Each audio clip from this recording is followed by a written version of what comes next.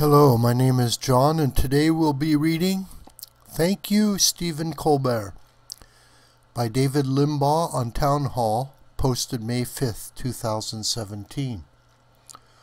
David Limbaugh is a brother of radio talk show host Rush Limbaugh, is an expert in law and politics who writes engaging columns from a fresh, conservative point of view. Since late 1998, David Limbaugh has been writing a twice-weekly column for WorldNet Daily, a political opinion website that receives over 1 million hits a day.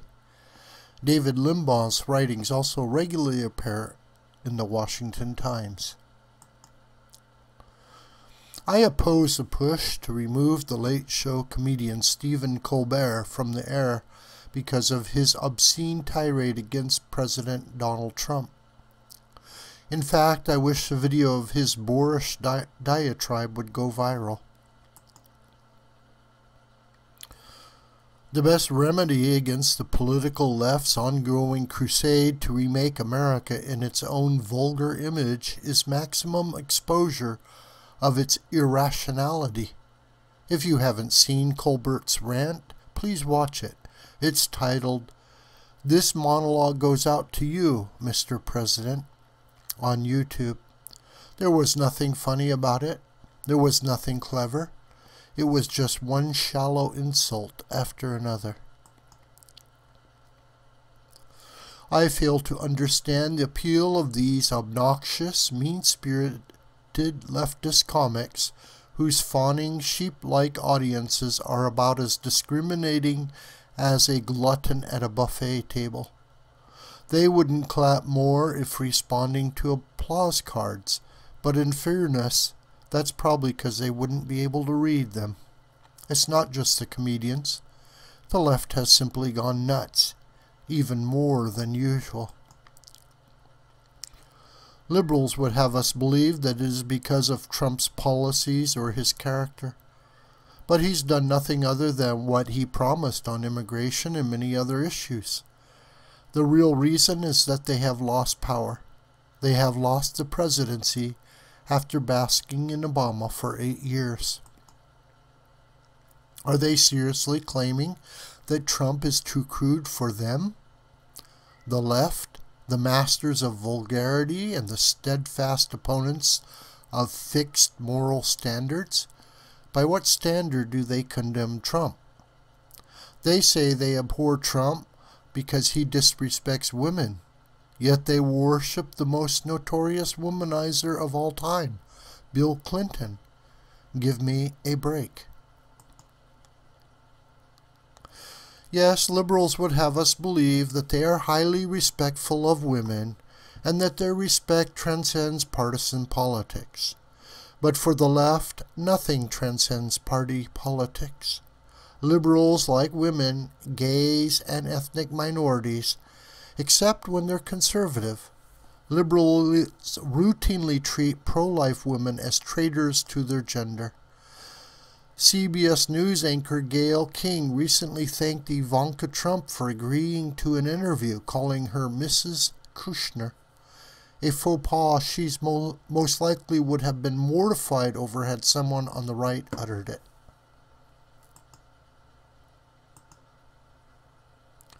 Leftists claim to be defenders of democracy, yet they assault the democratic process at every turn. They just refuse to accept the results of the presidential election. Their bureaucratic armies and the federal agencies, from the Environmental Protection Agency to the Department of Labor, openly defy Trump's executive orders. Their appellate judges twist the law into pretzels to thwart his lawful orders on immigration and his travel ban. They take to the streets to commit criminal acts of violence disguised as lawful protests, vandalizing property and creating mayhem. They assault police officers in the name of protecting American workers, as if cops aren't American workers. They use violence in to silence opposing political voices on the pretense that those opponents might incite violence. Their behavior is almost too absurd to take seriously, except it has very serious consequences, so we must showcase it. Please let them keep making jackasses of themselves, so that the American people will see just how extreme the left has become, and will realize that this extremism has taken over the Democratic Party. Exposing liberals can only be in the best interests of this country. If you think I'm exaggerating about the Democratic Party, you probably didn't hear Democratic National Chairman Tom Perez telling immigrant workers, "No human being is illegal. We must treat everyone with dignity. The Democratic Party will always be here fighting for you." What exactly does Perez mean by that last line? Does his party support immigration enforcement or not? This is radical stuff, folks.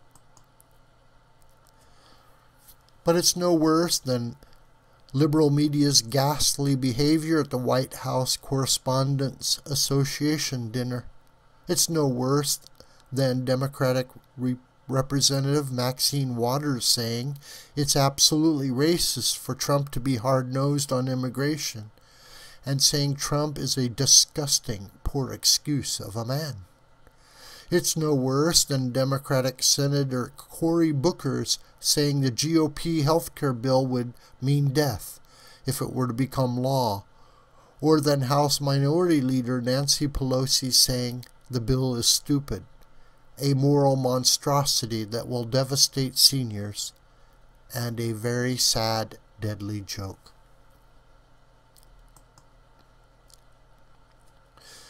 It's no worse than Democratic CNN political commentator Paul Begala's calling Trump a moral midget. It's no worse than the Daily Show's Hassan Minhaj calling Trump the liar-in-chief. And it's no less vile than CNN's David Gregory's gender baiting by partially blaming Hillary Clinton's loss on misogyny. The Democrats would have us believe that they're the party of inclusion. That's rich, considering Perez's announcement that pro-life supporters are not welcome in the Democratic Party. Democrats would have us believe they are the party of tolerance. That's also rich, considering King's asking Trump's chief economic advisor, Gary Cohn, "What's a nice registered Democrat boy doing working in a Republican administration?" There you go. You must not be nice if you work for Republicans. Let them keep it up. Let them keep rioting, destroying property, and hurting people in the name of love and harmony. Let them continue to suppress speech in the name of democracy. Let them demean and curse President Trump in the name of civility.